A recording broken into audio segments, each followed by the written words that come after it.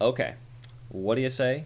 Some prefaces to skim over before we get into the meat of the video. The prefix pre in the title, think of that as something closer to predecessor rather than previous, as it usually does in the English language.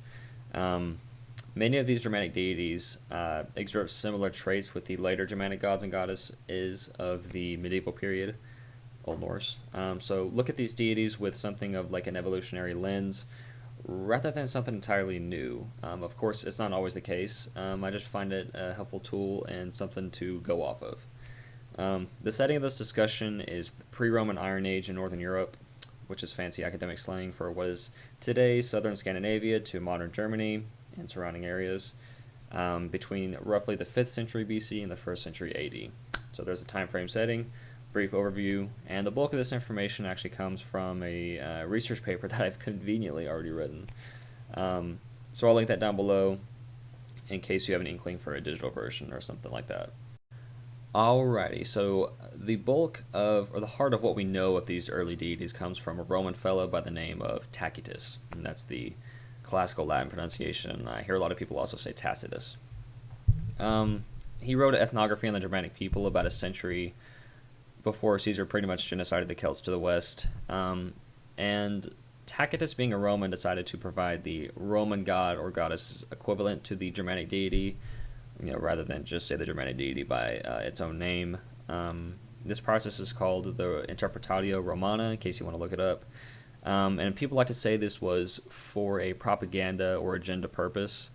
And I'm not an ancient Roman, nationalist by any means or purpose, but I think my opinion, my 2 cents on this one is that he knew he was writing to a Roman-based audience instead of a mostly illiterate-based society in Germany, the Germanic tribes. So I think he was just trying to put it in more relative terms and help them better understand what their neighbors to the north did and go about their daily lives and whatnot. And though he does provide us with a couple of Germanic deities by name, these are the Latinized versions of the word and not, the genuine stuff itself. So the first Roman equivalent that Tacitus claims the Germanic people worshipped was Mercury, and the consensus among scholars seems to be that this name to the Germanic people was called Woðanas, later Odin in Old Norse. And Tacitus highlights in chapter 9 of his work on Germania, which I'll go ahead and read for you if I can find it real quick. He highlights and says that above all other gods, they worship Mercury and count it no sin on certain feast days to include human victims in the sacrifices offered to him. Quite interesting to add that he is the only deity afforded human sacrifice. So the name Woðanas is proto-Germanic, as I said. It's the reconstruction, so it's probably what they would have said during this time period in the pre-Roman Iron Age. And it denotes something like fury or possession, and as a noun, I think it denotes something like excitement or poetic genius.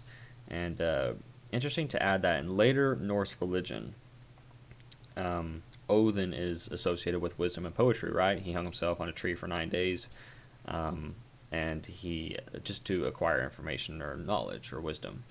And it's said that he's the father of the runes as well. And in Old Norse, the word runar is meant secret or magical writing.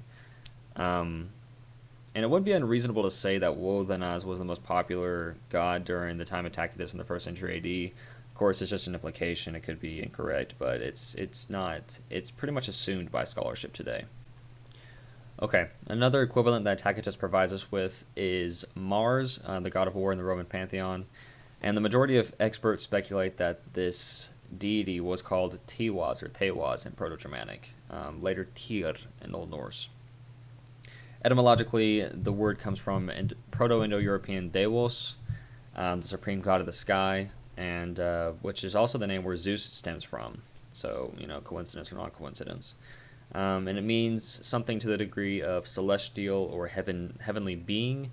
And being that Delos was the supreme deity to the Proto-Indo-Europeans, which is the predecessors to the Germanic people, or I guess where they sprung from, by deduction you can imply that Tiwaz or Tewaz was at one time the supreme deity of the Germanic people too. But by the time of Tacitus, another deity, presumably Woðanas, usurped or supplanted this deity. Hercules, another Roman equivalent, said to be worshipped by the Germanic tribes. His name, the Germanic god equivalent, would have been something like Thun-Ras, later Thor in Old Norse. Popular icon today, I'm sure you are aware of in the contemporary world. And I'll hand to Tacitus. Both have multiple overlapping similarities between two of them. And I have actually a note right here, which I wrote down some of them as examples, which I'll go ahead and provide.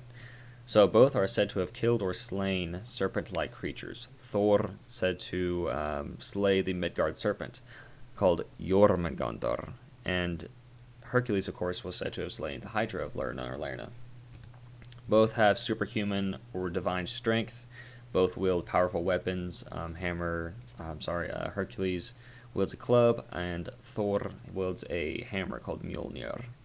And of course, both are very spirited adventurers. And actually, Tacitus nails on this topic. He says something on chapter 3, which I'll go ahead and read for you. The Germans, like many other peoples, are said to have been visited by Hercules, and they sing of him as the foremost of all the heroes when they are about to engage in battle. Okay, so etymologically, the word Thun-Ras denotes thunder, and it's actually where the English word thunder comes from. It's cognate with it. And during the Viking Age, Thor was associated with the common folk, especially agriculturalists as well. And when a hardship struck the people, they would do what's called a libation. And a libation is just basically pouring out liquid onto the ground as a sort of honorable ceremonial practice. And Tacitus directly states that certain animals are sacrificed to both Hercules and Mars. So it's like they're almost on the evil playing field, same hierarchy position, whereas Woden seems to be one above since he's the only one afforded human sacrifice victims. Okay, so the last Roman equivalent that Tacitus provides us with are two twin sons of Jupiter, Castor and Pollux. He actually says the Germanic deity's name in this one, but it's Latinized, of course. Alci, A-L-C-I. And it's not uncommon in later Norse religion to have twin deities, especially male and female counterparts. The most famous example being Froya and Freyr. And he writes that they are certainly young men and brothers. So that's like that's the guaranteed version of, I guess, what they did, what he heard of them. And he says really briefly they're worshipped by an Eastern tribe called the Nahavarli as well. He also maintains this is something actually pretty interesting, that there is somewhat of a divine family tree, explaining where these insular people came from, all Germanic tribes in general. He says it on chapter 2 of Germania, page 102. I'll go ahead and read that for you, and there's a lot to unpack here, so we'll break it down after I finish reading. He writes, in the traditional songs from which they're only record of the past, the Germans celebrate an earthborn god called Tuisto. His son, Manus, is supposed to be the fountainhead of their race, and himself to have begotten 3 sons, who gave their names to 3 groups of tribes, the Ingvaiones, nearest the sea, Hermanones of the interior, and the Istevaiones, who comprise all the rest. Or comprise, apologies. Okay, so it's clear that Tuisto is an ancestral deity of the Germanic people. Etymologically, his name implies or is connected to something of Tiwaz, the Tewaz, and there's a theory that his proto-Germanic name, which is the name they would have said, was Tuisko. And it basically, there's a good chance that he is the son of Tiwaz and an earthborn goddess, or earth goddess, since he was born out of the earth, supposedly. They said earthborn god. His son Manus, the son of Tuisko, the Proto-Germanic version of his name becomes Manaz, and in the Elder Futhark, which is the oldest Germanic alphabet, there's actually a specific rune for this, for Manaz himself. It's just it looks like a stone straight carved M, is what it looks like. And the sons of Manaz actually linguistically give us, or it paves way for more Germanic deities possibly, just their names and what they imply. So the name Ingvaiones, for example, strongly connected to Ingvi, which is an older name for the Norse god Freyr, and he's associated with fertility, prosperity. He's one of the Vanir gods, and the northeastern coastal tribes specifically. There's actually, in later Norse religion, he's very much connected to Sweden, the cult of Sweden, at Old Uppsala, at the temple. So it's interesting that it's actually a northern coastal tribe, which is what Tacitus says that these tribes are descended from, the Ingvaiones. And it's been postulated by a collection of scholars that Herman of the Hermanones is another name for the god Wolvanas, as like a patron name or a synonym, but it's not a really widely popular theory, and it could just be mere conjecture. Who knows? Finally, the Istavaiones they're much more obscure. Not much can be connected with them linguistically, to be honest. Okay, and Tacitus mentions one more deity, the mother goddess Nerfus, or Nerfus. Proto-Germanic, probably the name looked something like Nerfus, and he associates her with the northern coastal tribes primarily, probably like the islands off of Denmark, like Zealand. And it's highly likely that she is the female counterpart in later Norse religion to Old Norse god Njordir. And being that his sister counterpart is unnamed in the texts, like the Prose Edda, and the religious sources, and their names cognate with one another too, so it's kind of like a heavenly coincidence. Here's a pic on the screen right here, hopefully I can display it properly, of how linguistically they are connected.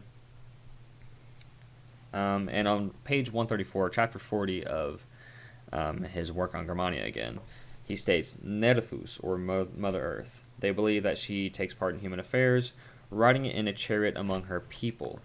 And it's actually wielded by cattle, too, the chariot itself. Alright, so these are the primary deities worshipped by the very limited sources, ancient sources of the pre-Roman Iron Age. What's ironic is Caesar encountered these Germanic tribes during his campaigning in Gaul, and even wrote briefly about them, very, very briefly. But it gives the most vague information in the history of humanity when it comes to their gods. He says something like to the degree of that they only worship what they can see and what benefits them. And he gives the golden examples of the sun, the moon, and fire. But he does say that they have no understanding of foreign gods. So to them, I guess they're untainted religiously. And yeah, but now I can understand that he was there for annexing and political ambition. But a couple examples wouldn't have hurt anyone, I'm just going to go ahead and say. But Caesar will be Caesar. And if you're somewhat interested in other ancient Germanic religious elements, I highly recommend that you purchase Tacitus's book on Germania. I think it's just called The Treaty on Germania, supposedly. And it's under $10 mostly anywhere you look, so it's not that expensive. I would also suggest to make more videos on this stuff, but I literally have no following base. So logic dictates that I won't suggest that. Anyways, peace be with you until next time.